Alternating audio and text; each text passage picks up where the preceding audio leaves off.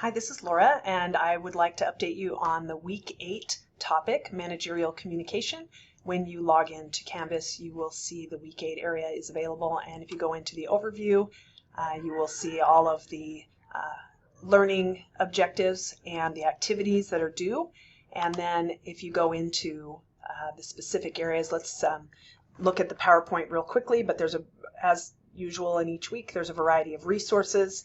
And there are always, in the PowerPoint itself, there's some attached videos and resources. But let's go ahead and take a quick look here, and I'll walk through some of the key elements of manager communication. And so what I'd like you to really focus on are the basic communication model for this week.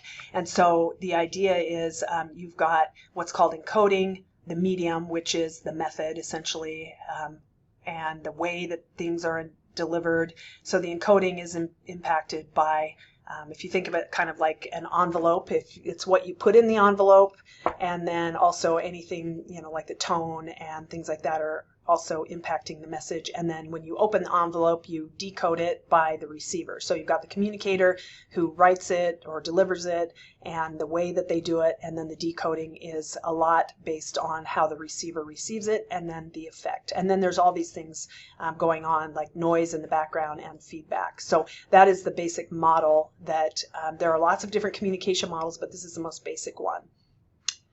And then some of the other things to think about: patterns of managerial communication. So this depends on organizational structure. So you've got different kinds of communication that if you're a manager, you always have to be thoughtful about. So it could be up to another supervisor, it could be to a coworker, it could be to a subordinate, and it's both internal and external to an organization.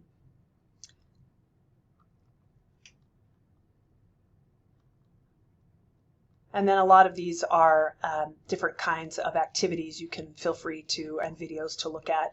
But if you look at your own style, you're going to be stronger in one or more of these particular areas of communication. You might be a person that's more effective at writing.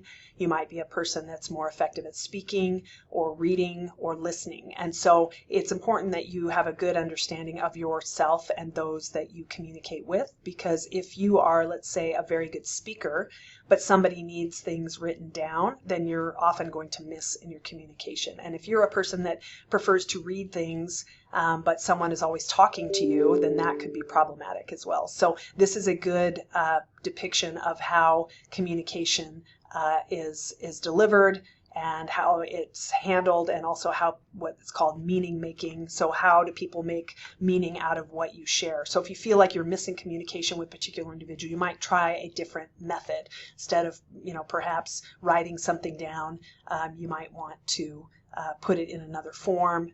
You might also use sometimes pictures or graphics. If you find that something is missing, perhaps you need to ask the person if they feel like you're listening, or repeat back information to make sure it's received. Okay, so that's, I think, the top kinds of information for this chapter.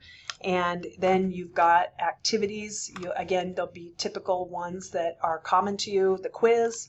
You also have an application activity, and please make sure you read it. You're going to read the chapter as indicated in the learning materials. You choose 3 of these questions and you respond to them in writing, and you upload your response in a Microsoft Word or Google document.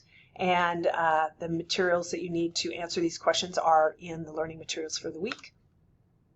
And then you have a discussion activity where, again, this is going to be similar to other ones. You're going to describe your communication process, provide examples, and respond to at least 2 other students' posts. Make sure you respond to other students in meaningful ways, and make sure you read all the discussion prompts.